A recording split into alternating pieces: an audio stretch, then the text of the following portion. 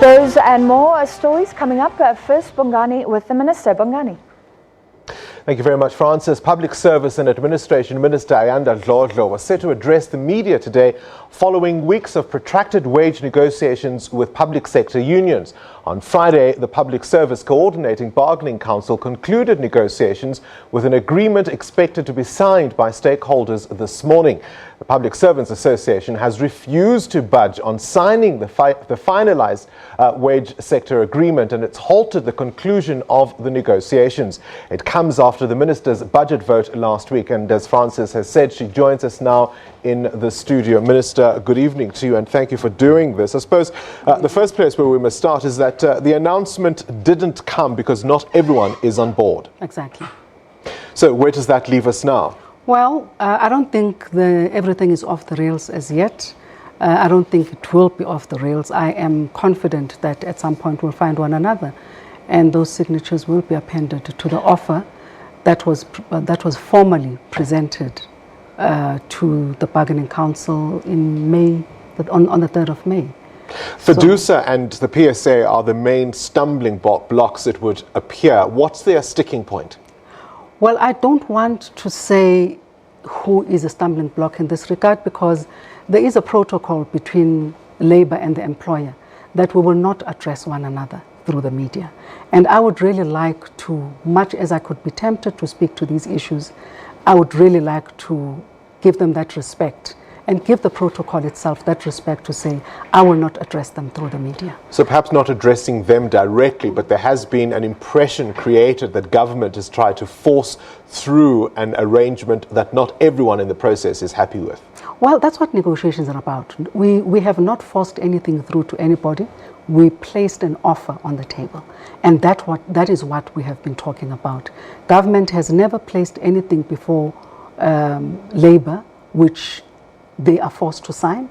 It is the prerogative of Labour to take whatever offer is placed before them to their membership to canvass support for it. If the membership doesn't want that for the leaders to append their signatures to the offer, then that is what is going to happen. But I have not given up hope. Sure. I'm sure at some point we'll find one another. But just to stick with this once more, some of the unions are saying you forced this thing through without them, that you've tried to collapse the bargaining council, that you've had an arrangement with some of members representing Labour. Not everyone is on board, and through a divide and conquer tactic, they say you've tried to collapse the whole negotiation. Well, I don't know what they mean, because they've not said that to me.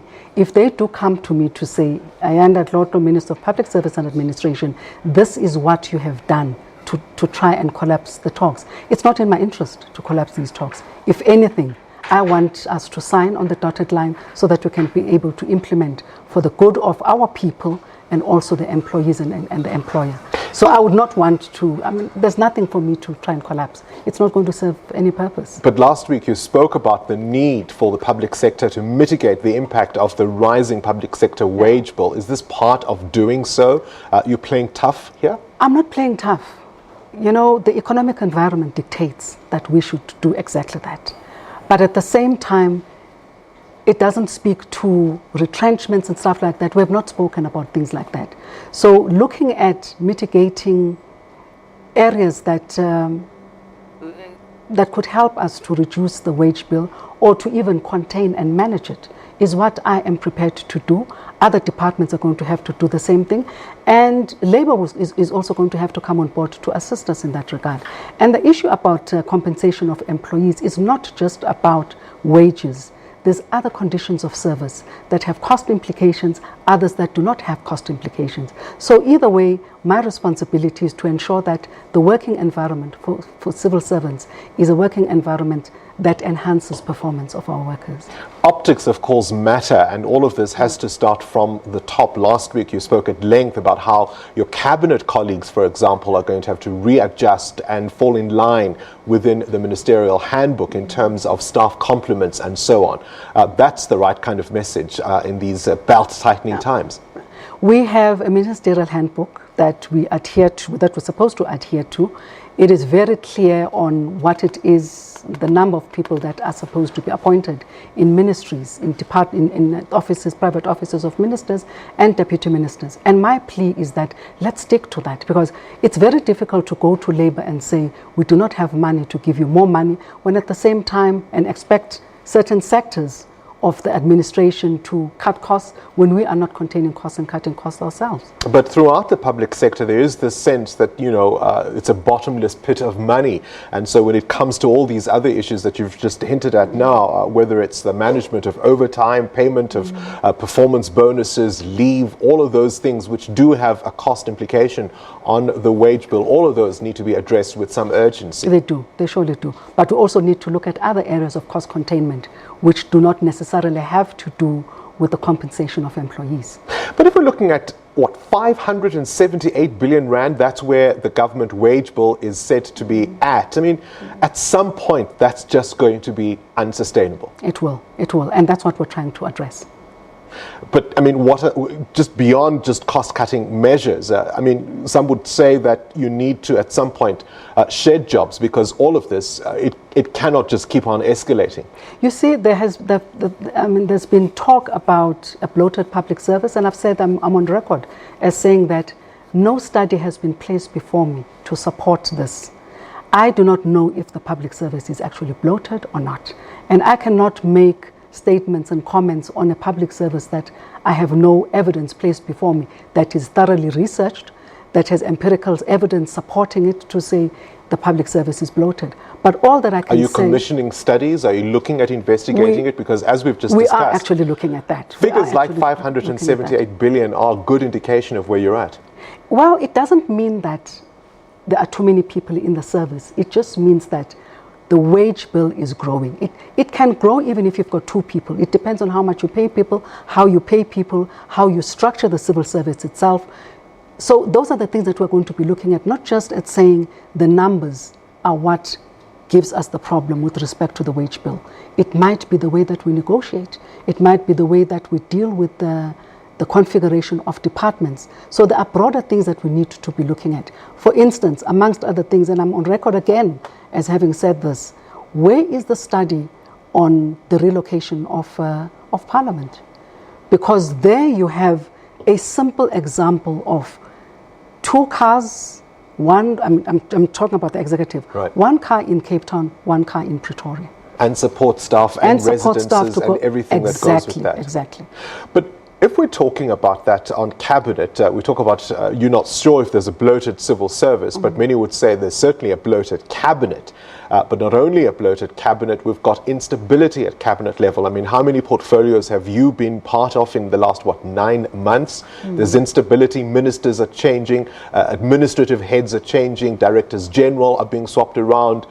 This all has an impact on not only costs, but on service delivery.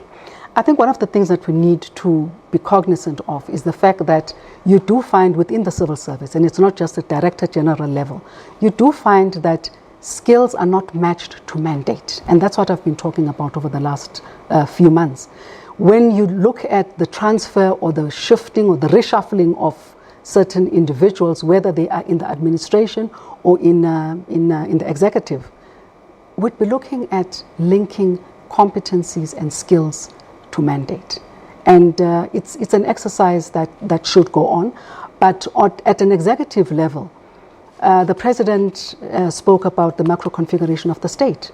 That exercise might come out with much less ministries and probably much less departments as well. So you're saying so that's here, something that we need to brace ourselves for. Let me just make sure I understand you correctly. You're saying here that in the very near future we're going to look at a significantly reduced cabinet size. Well, that exercise might culminate into a reduction of numbers in terms of ministries, but also departments. You've spoken because if you're going to rationalize and right-size your executive and right-size your government so that it delivers services effectively, you might just want to do that. But the President has spoken about that as well in his State of the Nation address.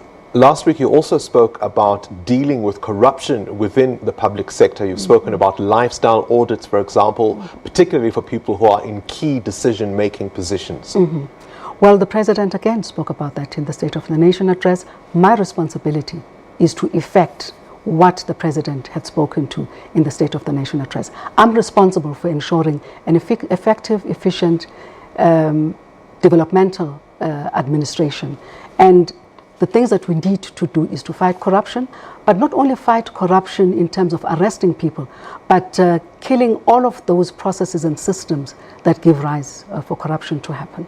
A final one for you, Minister, and perhaps a more controversial one. Your predecessor was in the papers for all the wrong reasons, with allegations of nepotism. She was alleged to have flown family members around the country unnecessarily at the expense of the state. Are you investigating those matters, and where are we on that information? Well, it's not my place to investigate a previous minister. Really, it's not my responsibility. The story that I know about the previous minister with regards to flying people around is what is provided for in policy. When you have your budget vote, you can fly family members, you can fly people coming from the sector that should come and support the budget. So insofar as that one is concerned, and that's the one that made media headlines, I really don't think there was anything wrong that the minister did. I'm not sure about the number of people. That was the controversy. The controversy was around in there. The number. But the one thing that I can say that it really is not my place to investigate a minister. I do not appoint ministers. That investigation, if at all, would have to be done by either cabinet, by either parliament, or the president. I do not appoint ministers. And in all fairness, a new sheriff is in town, so we'll leave it at that. That was the Public Service and Administration Minister, Ayanda Dlodlo, with us in studio.